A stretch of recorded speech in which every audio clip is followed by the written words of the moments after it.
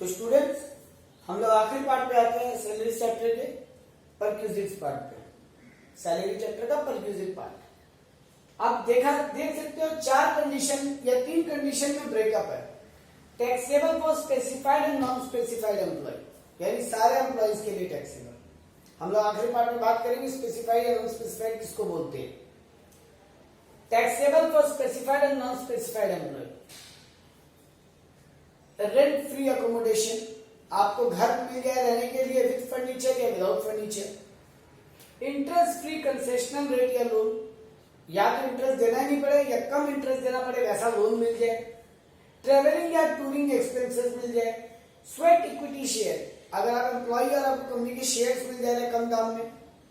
मील या रिफ्रेशमेंट, खाने पीने को मिल रहे ऑफिस में कम रेट में या फ्री में। गिफ्ट वाउचर्स मिल रहे हैं कुछ ताकि आप उनसे शॉपिंग कर सकें। क्रेडिट कार्ड मिल गया ऑफिस की तरफ से, उसका पेमेंट ऑफिस कर रहे हैं। क्लब मेंबरशिप, किसी बड़े क्लब या कॉर्पोरेट क्लब में आपको मेंबरशिप मिले ऑफिस की तरफ से, उसका पेमेंट हो। Use of movable asset, office के कुछ मूवेबल एसेट है उसको आप अपने पर्सनल काम के लिए यूज कर रहे हो। Sale of movable asset, company आपको कम दाम में लैपटॉप टीवी ये सब दे रही है कम दाम में। प्रोविडेंट फंड, आपका बॉस आपके नाम पे पीएफ अकाउंट में पैसा जमा कर रहा है, आपके सैलरी से काट के जमा कर रहा है वो अलग बात, अपने पॉकेट से भी जमा कर रहा है उसके, वो भी आपकी एक तरीके से परक्विजिट है। इसके अलावा कुछ एग्जम्प्टेड परक्विजिट्स है। टी एंड स्नैक्स मिले, चाय और बिस्किट जो मिलता है वो टैक्सेबल नहीं है। रिक्रिएशनल फैसिलिटी, आपको कहीं घुमाने फिराने ले जाए ऑफिस की तरफ से साल में एक बार पिकनिक वगैरह टाइप का, वो टैक्सेबल नहीं है। कन्वेंस फैसिलिटी, ऑफिस की गाड़ी वगैरह जिसमें आप ऑफिस से घर से ऑफिस कर लेते हो, टैक्सेबल नहीं है। ट्रेनिंग वगैरह के लिए आपको भेजा जाए कहीं पे फर्दर आपका डेवलपमेंट के लिए, टैक्सेबल नहीं है। रेंट फ्री अकोमोडेशन जो है अगर जजेस को मिले हाई कोर्ट या सुप्रीम कोर्ट के तो टैक्सेबल नहीं है। मेडिकल फैसिलिटी अगर मिलती है, नॉर्मल इलाज, ऑफिस में इंजरी हो गया, हाथ पांव में लग गया, उसका पैसा मिलता है, टैक्सेबल नहीं है। पीरियोडिकल्स एंड जर्नल्स, आपको बुक्स मैगजीन्स मिल रही है पढ़ने के लिए, टैक्सेबल नहीं है। टेलीफोन या मोबाइल एक्सपेंस, फोन मिलता है ऑफिस की तरफ से या टेलीफोन बिल ऑफिस की तरफ से पेमेंट हो जा रहा है, आपको पैसा हाथ में नहीं मिल रहा, पैसा हाथ में मिलता तो अलाउंस हो जाता, यहाँ पे आपको फैसिलिटी मिल रही है, टैक्सेबल नहीं है। अब कुछ चीजें ऐसी है जो सिर्फ स्पेसिफाइड एम्प्लॉयज को टैक्सेबल है। मोटर कार, ऑफिस की तरफ से गाड़ी मिल जाए, डोमेस्टिक सर्वेंट मिल जाए घर पे नौकर, गैस इलेक्ट्रिसिटी वाटर फैसिलिटी मिल जाए ऑफिस की तरफ से, इसका पेमेंट ऑफिस कर रहा है। फ्री एजुकेशन, ऑफिस के मतलब कंपनी की तरफ से स्कूल कॉलेज में पढ़ाई का मौका मिल जाए। फ्री ट्रांसपोर्ट फैसिलिटी मिल जाए। आईटी इनकम टैक्स पेड, आपका कंपनी आपका टैक्स का पेमेंट कर दे, आपका तो पैसा बचा ना, आपके लिए परक्विजिट माना जाएगा। मेडिकल ट्रीटमेंट, आप बड़े इलाज की बात हो रही है, हॉस्पिटलाइज वगैरह वो सब होगी, तो ये सब स्पेसिफाइड एम्प्लॉय के लिए टैक्सेबल है।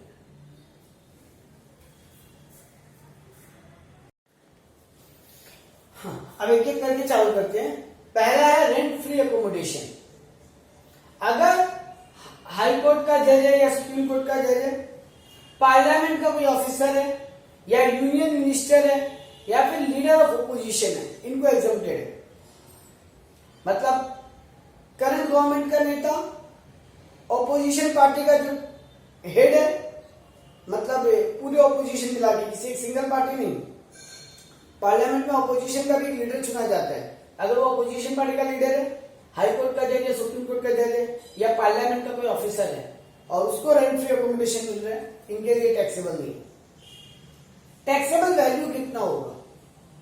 अगर आप ऐसे सिटी में रहते हो जिसका पॉपुलेशन 25 लाख या उससे ज्यादा है तो आपको 15% ऑफ द सैलरी पे टैक्स देना पड़ेगा, मतलब आपका टैक्सेबल वैल्यू होगा 15% ऑफ द सैलरी।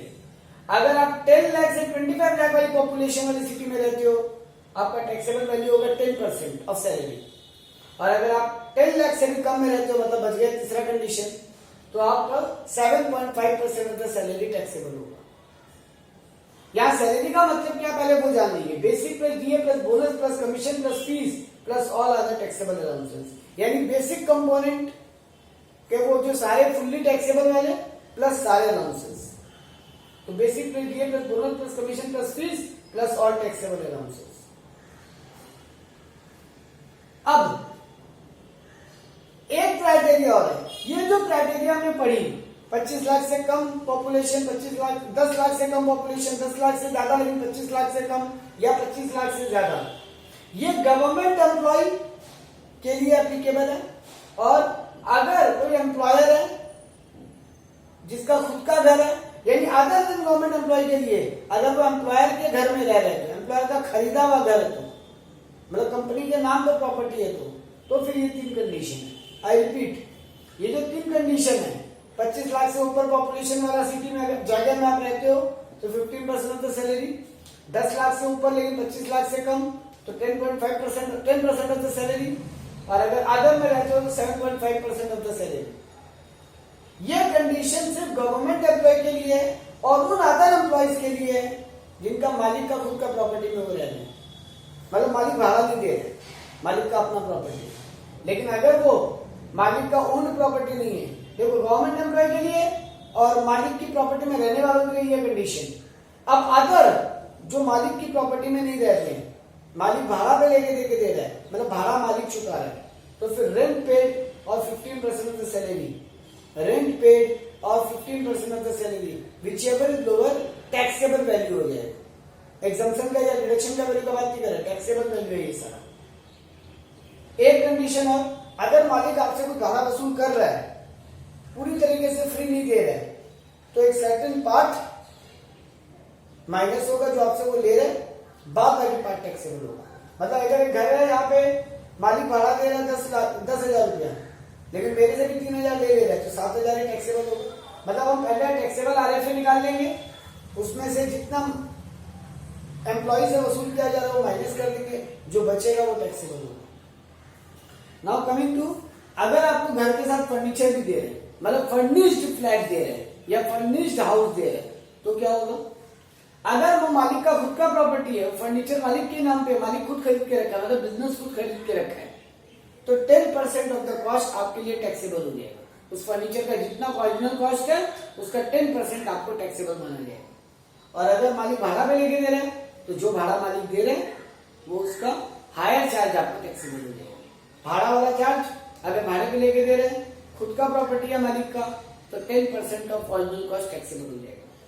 वैसे ही आते हैं स्वेट इक्विटी शेयर, मतलब मालिक आपको शेयर दे रहे हैं, कंपनी आपको शेयर दे रहे हैं कम दाम में, अपने एम्प्लॉइज को कंपनी शेयर दे रहा है कम दाम में, स्वेट इक्विटी शेयर। तो फिर जिस दिन आप राइट एक्सरसाइज कर रहे हो उस दिन जो सिक्योरिटी का वैल्यू है माइनस जो आपसे आपका एम्प्लॉयर चार्ज कर रहे हैं, मान लो बाजार में 1500 रुपया दाम आज के दिन, जिस दिन मैं ये राइट पे एक्सरसाइज कर रहा हूँ उस दिन मार्केट में वैल्यू 15,000 है शेयर का, अब मुझसे एम्प्लॉय 8,000 ले ले रहे, मेरा एम्प्लॉयर मेरा 8,000 ले रहे हैं, तो 15,000 माइनस 8,000 7,000 मेरी टैक्सेबल वैल्यू होगा। तो हमने 3 चीज पढ़ी है, आरएफए, वैल्यू ऑफ फर्नीचर और स्वेट इक्विटी शेयर। अब आगे और चीजों को वैसे ही पढ़ते जाते हैं।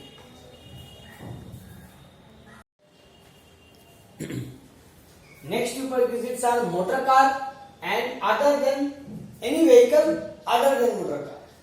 So if motor car has been given by the company, or there are two kind of, first we understand 2 points over here. For motor car there can be 2 kind of expenditure.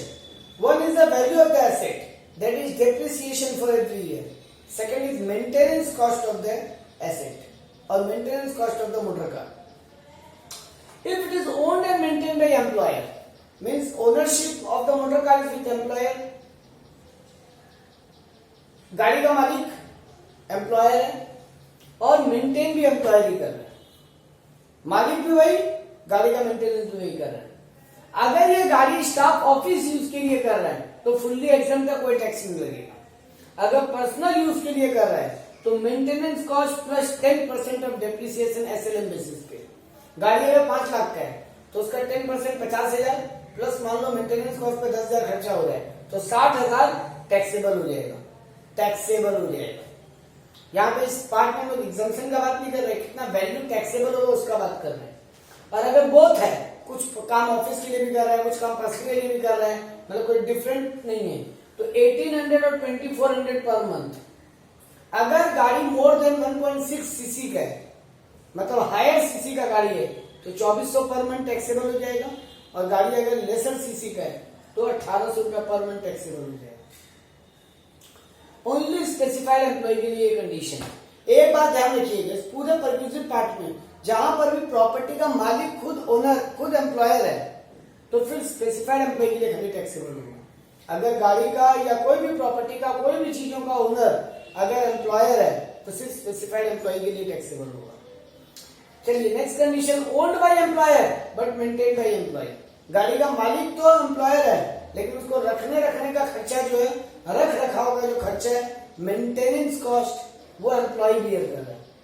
वही office use के लिए तो कोई taxable नहीं, सिर्फ personal use के लिए है तो 10% ऑफ डिप्रिसिएशन। अगर बोथ है तो 600 या 900 पर मंथ, मतलब 600 पर मंथ या 900 पर मंथ। गाड़ी 1.6 सीसी से ज्यादा का है तो 900 पर मंथ, गाड़ी 1.6 सीसी से कम का है तो 600 पर मंथ। ये भी सिर्फ स्पेसिफाइड एम्प्लॉय के लिए टैक्सेबल है, क्योंकि गाड़ी का मालिक कौन है?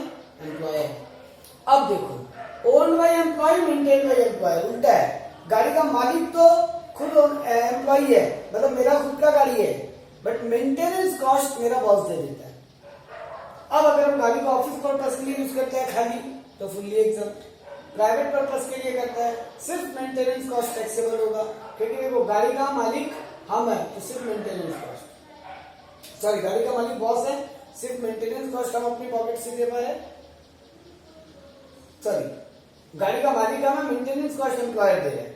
तो जो एम्प्लॉयर दे रहा है वही मेरे लिए टैक्सेबल होगा ना, मेरे लिए तो बेनिफिट वही है जो मेरा एम्प्लॉयर दे रहा है, तो मेरे लिए मेंटेनेंस कॉस्ट टैक्सेबल हो जाएगा।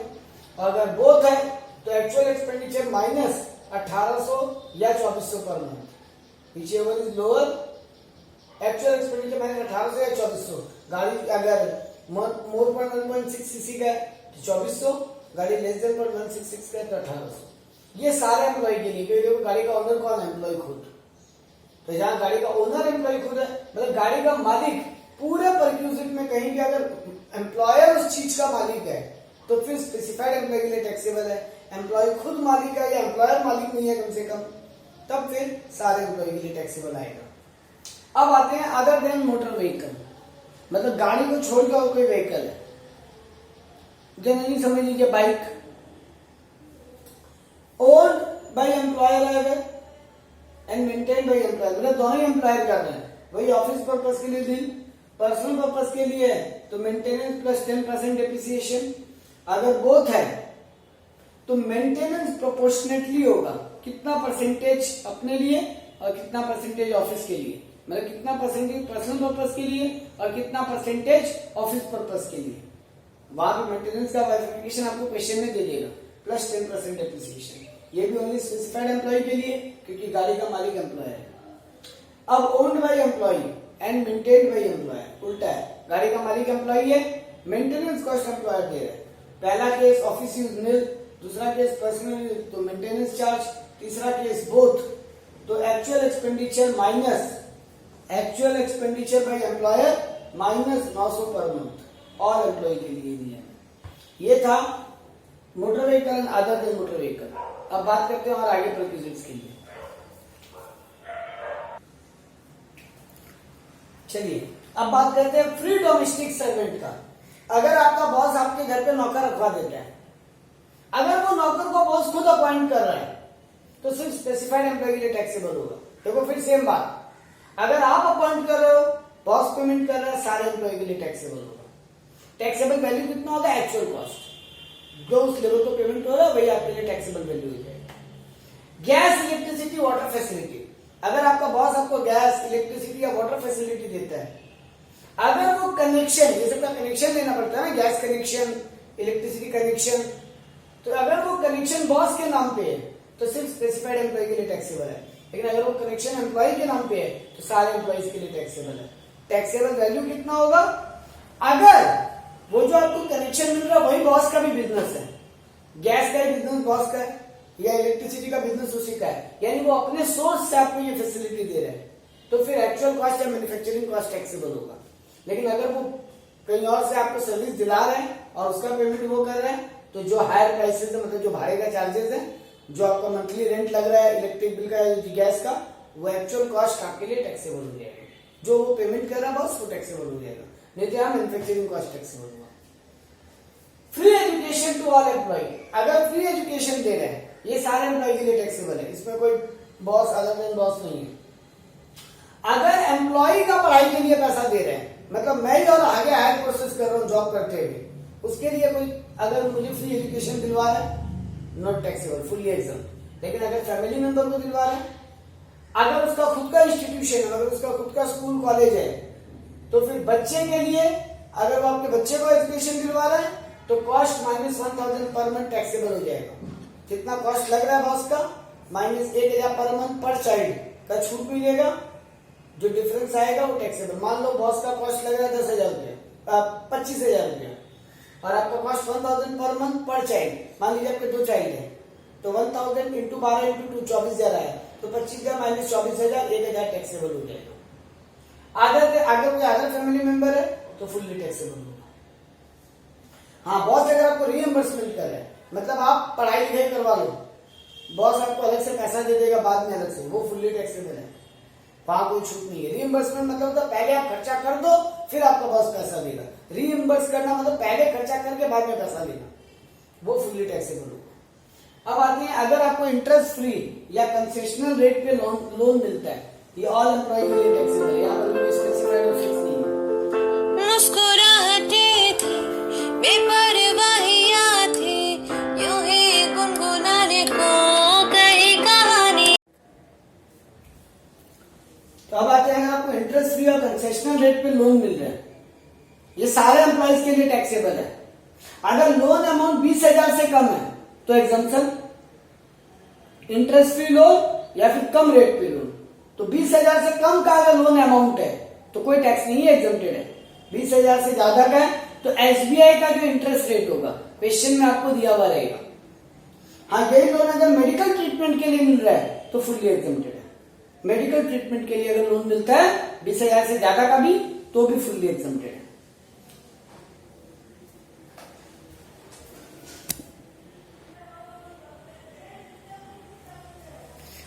Yes, few more prerequisites. Free meal refreshment, free meal या रिफ्रेशमेंट अगर मिलता है, अगर टीज या स्नैक या non alcoholic drinks, non alcoholic beverages मिलता है तो एग्जम्प्टेड है। Snacks, tea, non alcoholic exempted है। Free meal during office hour, अगर कूपन मिल रहा है या फ्री खाना मिल रहा है ऑफिस के टाइम में, खाना, स्नैक्स या टी नहीं, खाना मिल रहा है तो ₹50 पर मील तक एग्जम्प्टेड है। उसके ऊपर का अगर आपको अमाउंट का कुछ मिल रहा है तो टैक्सेबल होगा।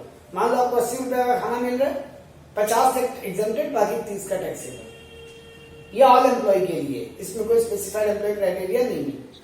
क्रेडिट कार्ड अगर आपको मिलता है ऑफिस की तरफ से, अगर आप उसको ऑफिस के काम के लिए यूज कर रहे हो तो टैक्सेबल नहीं है।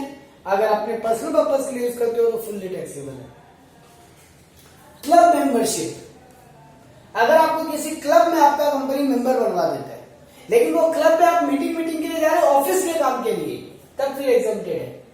अगर आपको हेल्थ क्लब, स्पोर्ट्स क्लब में किया तो भी एग्जम्प्टेड है।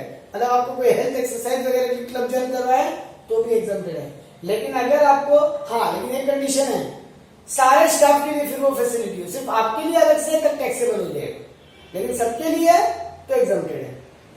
कॉर्पोरेट मेंबरशिप, आपको किसी बड़े क्लब में अपने पर्सनल पर्पस के लिए, ऑफिशियल पर्पस के लिए नहीं, अपने पर्सनल पर्पस के लिए मेंबर बनवा दिए, जिसमें आप जाओ, एंजॉय करो, जब मर्जी आए तब मर्जी आ जाओ। वहां पे एक बड़ी बड़ी पार्टी ऑर्गेनाइज होती है। तब जो बिगिनिंग फीस है, इनिशियल फीस, वो एग्जम्प्टेड है, लेकिन बाद में आप जो भी फीस आपका ऑफिस पेमेंट कर रहे हैं वो टैक्सेबल हो जाएगा।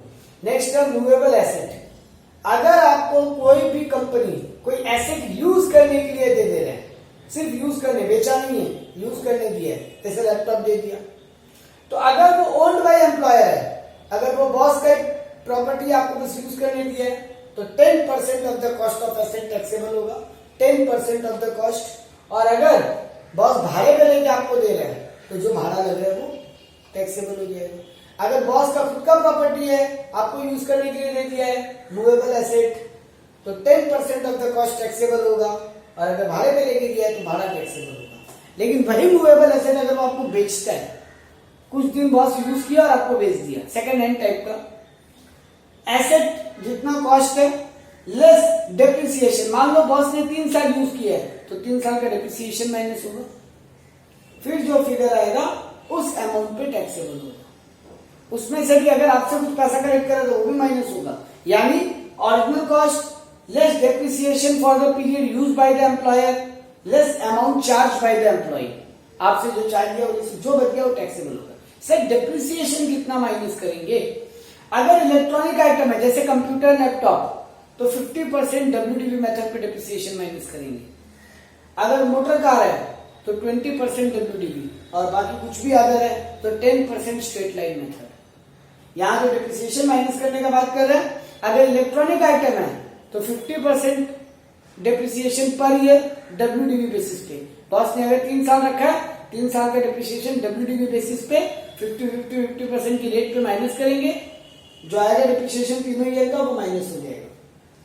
अगर मोटर कार है तो 20% WDV मेथड पे, अगर अदर कोई एसेट है 10% स्ट्रेट लाइन मेथड पे।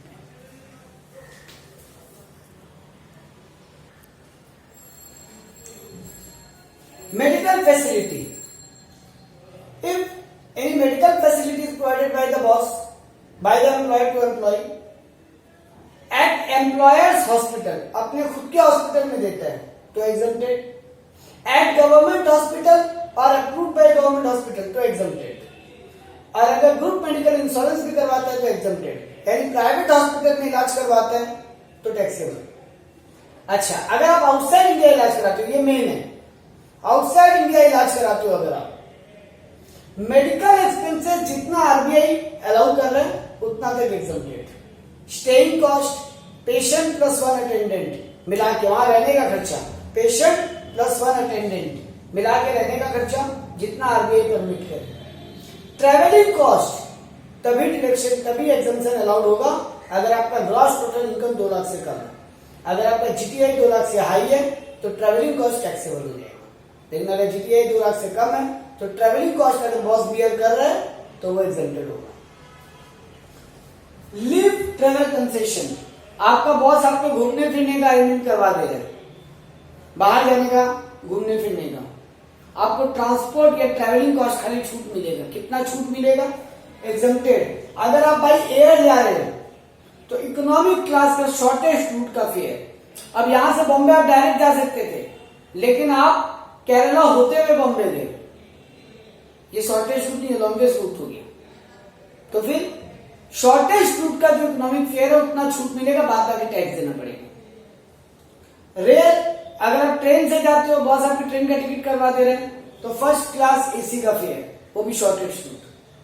अगर आप रेल अवेलेबल नहीं है वहां पे, आप अदर देन रेल अवेलेबल है, आप अगर पब्लिक ट्रांसपोर्ट वहां पे अवेलेबल है, मतलब बस वगैरह अवेलेबल है, तो फर्स्ट क्लास डिलक्स बस का फेयर आपको छूट मिलेगा।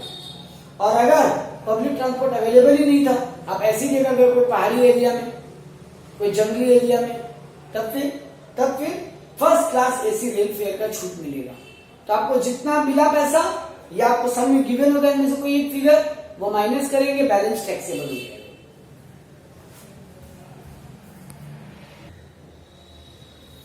Coming to last part of the chapter, provident fund. Guys 4 type का प्रोविडेंट फंड होता है, superannuation provident fund, recognised provident fund, unrecognised provident fund, public provident fund.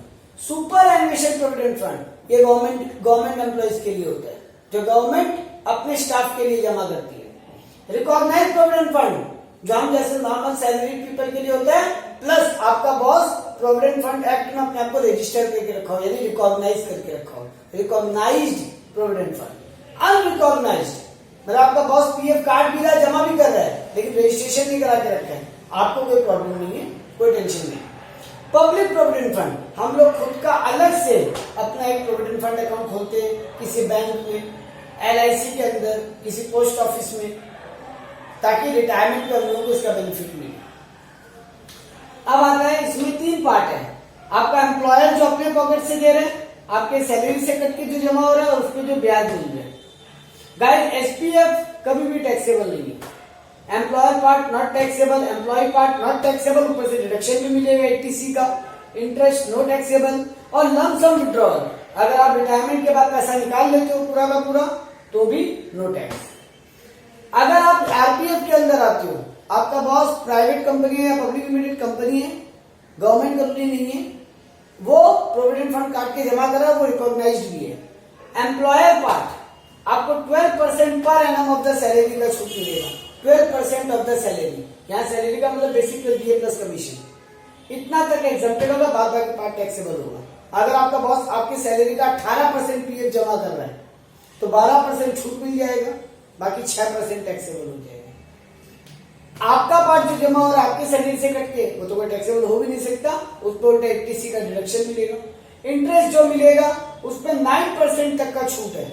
अगर आपको 12% ब्याज मिल रहा है प्रोविडेंट फंड अकाउंट में, 9% एक एग्जम्प्टेड है, बाद बाकी टैक्सेबल हो जाएगा। वैसे 8, 8.5 के ऊपर पीएफ का ब्याज होता नहीं है, इसलिए इंटरेस्ट हमेशा नॉट टैक्सेबल ही रह जाएगा। अगर आप लमसम विड्रॉ कर लेते रिटायरमेंट के बाद आरपीएफ का पैसा, 5 साल जॉब करके निकले उसके बाद विड्रॉ कर रहे हो तो ठीक है। 5 साल के पहले रिटायर हो गए जॉब करने के, जॉब किए 5 साल के अंदर में जॉब छोड़ दिए, तो फिर और अगर वो पैसा उठाते तो टैक्सेबल होगा। URPF not taxable, no deductions. PPF not taxable, only deduction. तो याद रखने बात दो ही चीज है कि अगर हम आरपीएफ में जो एम्प्लॉयर पार्ट है और आरपीएफ में जो इंटरेस्ट है, याद रखने लायक बात यही है इसमें। आरपीएफ में जो एम्प्लॉयर्स पार्ट है 12% ऑफ द सैलरी, यानी 12% ऑफ बेसिक पे डीए प्लस कमीशन का छूट मिलेगा, बाद बाकी टैक्सेबल हो जाएगा। और इंटरेस्ट पार्ट पे 9% पर एनम तक का छूट मिलेगा, बाद बाकी पार्ट इंटरेस्ट टैक्सेबल हो जाएगा। ये था गाइस पूरा का पूरा परक्यूजिट। तो गाइस हमने बेसिक कंपोनेंट पढ़ा, अलाउंसेस पढ़ा, परक्यूजिट पढ़ा, तीनों को ऐड करने से आता है ग्रॉस सैलरी। अब उसमें कुछ छूट मिलेगी, वो माइनस करेंगे तो आएगा टैक्सेबल या नेट सैलरी। क्या क्या छूट है? 3 तरीके की छूट है। पहला है section 16(1) standard deduction, 40,000 of salary whichever is lower तक का आपको छूट मिल गया। 40,000 of gross salary whichever is lower आपको छूट मिल गया। सेकंड, एंटरटेनमेंट अलाउंस, याद है अलाउंसेस में पढ़े थे एंटरटेनमेंट अलाउंस, SCM का ई, वो आपको अगर गवर्नमेंट एम्प्लॉय हो तो आपको इन 3 में से लोअर छूट मिलेगा। एक्चुअल एक्सपेंडिचर 5,000 या 20% of basic salary, 20% of basic salary, इन तीनों में से विचेबल लोअर आपको छूट मिल जाएगा, डिडक्शन मिल जाएगा। और last P tax, professional tax बोल के टैक्स कटता है जो लोग सर्विस देते हैं उनके पार्ट में से। तो अगर आपका पी टैक्स कट रहा है, आप पी टैक्स जमा दे रहे हो, जितना जमा दे रहे हो फुल छूट मिल जाएगा। लेकिन अगर आपका बॉस जमा दे रहा है तो पहले उसको परक्यूजिट के रूप में टैक्सेबल करो और फिर यहाँ डिडक्शन क्लेम कर लो, मतलब अल्टीमेटली 0 इफेक्ट हो जाएगा। और आप अपने खुद के पॉकेट से पे कर रहे हो तो आपको डायरेक्ट छूट मिल जाएगा, जितना जमा कर लो प्री टैक्स पूरा का पूरा छूट मिल जाएगा। तो ये होता है डिडक्शन। गाइस इसमें एक इंपॉर्टेंट बात रह गई बतानी पूरे नोट्स में, वो थी वो स्पेसिफाइड एम्प्लॉय किसको बोलते हैं।